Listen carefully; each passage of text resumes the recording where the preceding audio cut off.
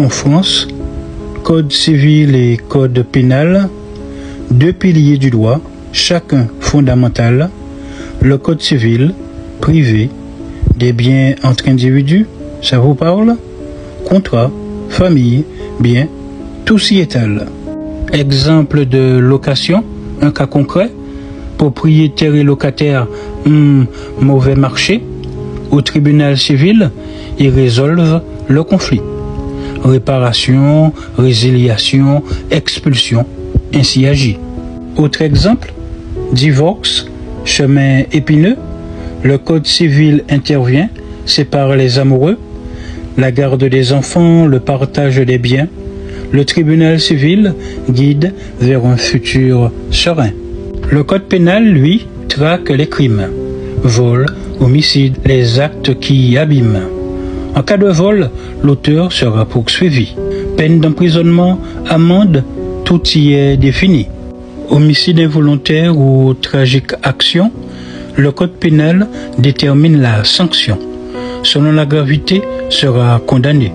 Emprisonnement ou amende, tout est pesé. Poursuites pénales et civiles, parfois entremêlées, simultanées ou successives, des situations variées.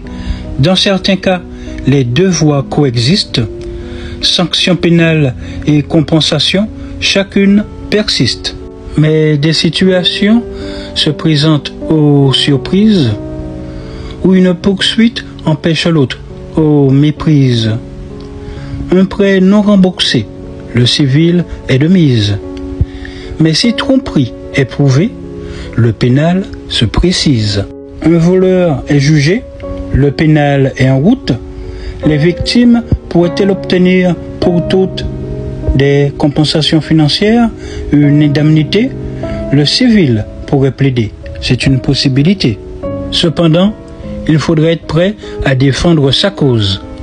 Le juge ne fera pas de choix parmi les roses. Des arguments solides, preuves à la main. Pour obtenir justice, il faut malheureusement être malin. N'oubliez pas, juge ou procureur n'a pas de bonté d'âme en faveur.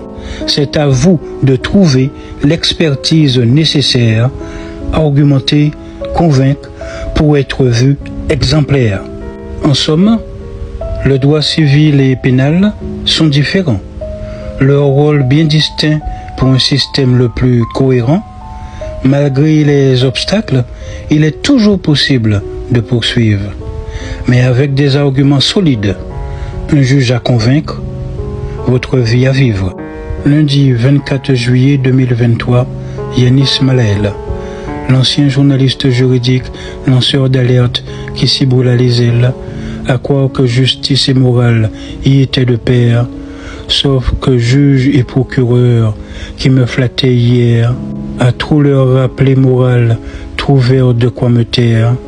Les bénéficiaires se tairent, ma bonté, mon enfer.